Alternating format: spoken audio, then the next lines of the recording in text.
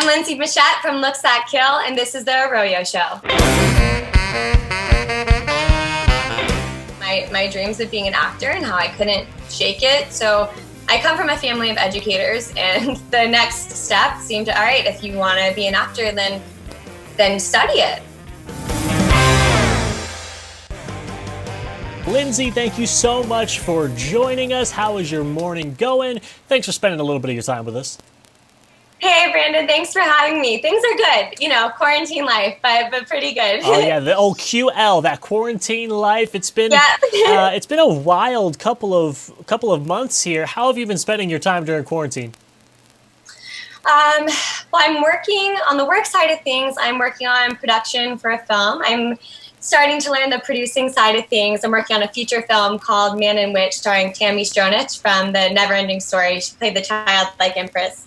So really excited about that. On the personal side of things, more recently, I've definitely been out protesting and educating myself on Black Lives Matter and all that going on in the world. So definitely filling my time. Well, thank you so much for educating yourself on that and spreading the word and getting the protests out there. We definitely appreciate that.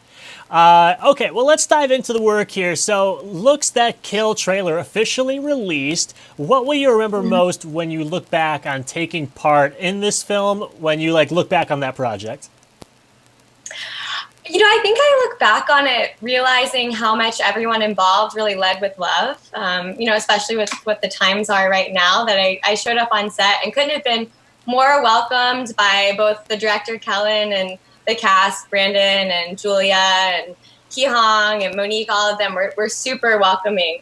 We did have a few little bumps along the way that were kind of funny too. There were a lot of ice storms happening in upstate New York around that time. Wow. So one day it would be super warm, and then the next day, we were shooting out in the woods for a lot of my stuff. So we'd have to postpone it because we obviously couldn't be wearing shorts out in the middle of an ice storm. Also, we were checking each other for ticks after scenes, things like that. So there was a real camaraderie and human connection on that set that I really enjoyed. And that's definitely a unique story that you won't hear all the time. I mean, there's not going to be a lot of different shoots that you do where after each scene you're checking each other for ticks. So yeah, no, not at all. Team building. So you were raised outside of Atlanta. Did you always know that you wanted to take part in entertainment? Because that's kind of an area that is really large in the entertainment world, when you compare it to the rest of the country. Did you know at a young age you wanted to be in entertainment? I don't think I necessarily thought of it as a serious career path that I was going to be taking. I say I grew up outside of Atlanta because that sounds nice. I actually grew up in a town called Snellville, Georgia, and our town motto is where everybody's somebody. So as you can imagine, we were creating a lot of our own entertainment growing up there. My brother and I would make home videos that kind of kept getting more and more serious and intense. We would do Batman reenactments, sometimes Maury Povich. So it was more for our own entertainment. And it wasn't until a little bit later that I realized that this is what I wanted to do professionally. So how big of an influence then was sports on you growing up? Because when you go and play athletics in college, you have to be pretty good, and that does take a time commitment. Yeah, I mean, I started playing soccer more seriously when I was around 9 years old, and it was just one of those things that I'd wake up in the morning and I wanted to keep doing it. It filled a lot of my time, both for fun, going out on summer nights, playing with some friends, and then really seriously training. And it taught me a lot about discipline. It taught me a lot about, competition, but healthy competition, where I could respect who my competition was and then have a goal to train harder to get at that level. Yeah, you played soccer at Columbia University, but what I want to talk about on that time period of your life was during that time you were able to take a trip to Haiti to play soccer with kids in that country. What can you tell me about that experience? I think that's probably one of the most heart-opening experiences and pivotal moments of my life. I went on a Department of State grant. It was after the devastating earthquake over there. So, we showed up. I went a couple times, and there was complete destruction, like, if obviously physical destruction, both to the structures where these people lived, and then also to the bodies. A lot of traumatic brain injuries, amputations, things like that. And we kind of use sport as a form of rehabilitation. But what I was so taken aback by was how in a physical space with so much devastation and turmoil and trauma, how much life was really arising from that. And it taught me a lot about when life presents me with an opportunity or something beautiful, then I owe it to myself, and I owe it to other people to walk through that door. That's such an amazing thing to do, and you have like such a big heart to go out and be caring for people, and obviously still to this day with going out and participating in protests. So great just to hear of how active you are with taking care of the community and being a part of making the world a better place. After you leave college, you head to New York American Academy of the Dramatic Arts. Where did you first hear about that school, and what made you want to pursue that art, the art of acting, after leaving college? So I actually had a corporate job right after school. I worked in sales at NBC News. And I finished up at Columbia. That's what everyone was doing or hoping to do, was find a good job. And I got offered one. So it seemed like the responsible thing for me to do was to take that job.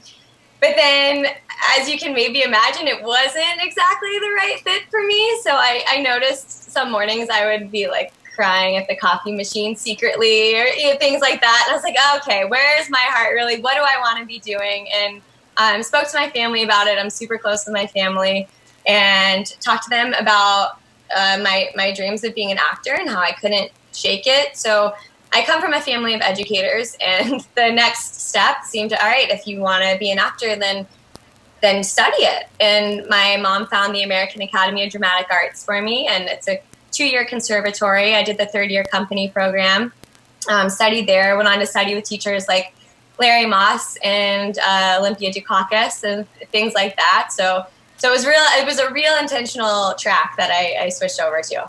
And that's such it's kind of, were you nervous at all leaving that one track to go into a completely different track? Because business is something that you can, I mean, it's not entirely sure, but you do have a little bit more security than in an entertainment field. Were there any nerves in switching tracks like that? I think I was nervous, but for me, just sort of the way my mind operates, seeing something finite was a little bit more difficult for me. So I like the adventurous aspect of, I don't really know where this is going to take me, and I'm curious, so I'm gonna try it out. But I think I just let my heart make that decision. And when I got joyful thinking about acting, I was like, okay, this is the path I'm going to go down. That's the best way to live. You got to find out what you're passionate about, go after it. So amazing choice there. Oh, yeah. You've had plenty of experience since that point within acting. What was that transition like as you prepared to enter real live studios and sets after leaving doing it in college?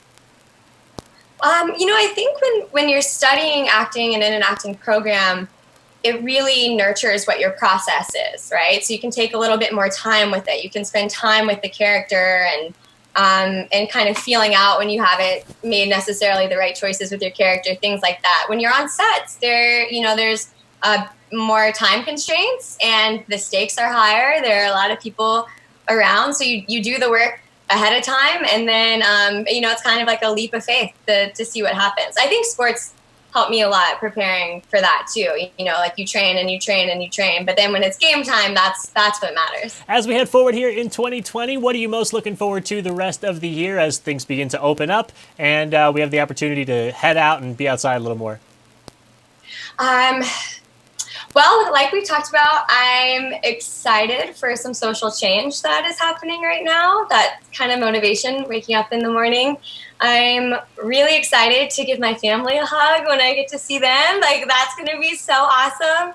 And I have a few more projects coming out, so I'm looking forward to that too. I have a show called Big Dogs, which will be released on Amazon Prime. I have a feature called Immortal coming out this fall, which will be video on demand. And my brother and I have been, like, since we were kids, we're still making movies. So our first film together, professional film, Circle of Fourths, is going around to some festivals right now. So I'm super excited about that. Thank you so much for spending a little bit of your time with us today here, Lindsay. We are wrapping it down now, but this is the final five, our final five questions of the interview. Who do you talk with the most right now? My mom. What item do you use every day? Sage. When was your first moment knowing that you wanted to act? When I started reenacting Willy Wonka in the Chocolate Factory as a kid. Which character did you want to present yourself as in that movie? I wanted to be Willy Wonka for sure. That would still be a fun role today. And by the way, the first female Willy Wonka, that would be amazing. Right? Let's put it out there. We'll send that out. Hey, speak it into existence. Yeah. Where is your dream vacation? I think I'd go back to Burning Man. How do you let's do that again. How do you define success? I think success is finding where you can contribute, living authentically, and each day finding the edge of your comfort zone and just taking an inch past that. Lindsay, thank you so much. I appreciate you giving us a little bit of your time, and best of luck to you the rest of 2020. Thanks so much, Brandon. Great to meet you.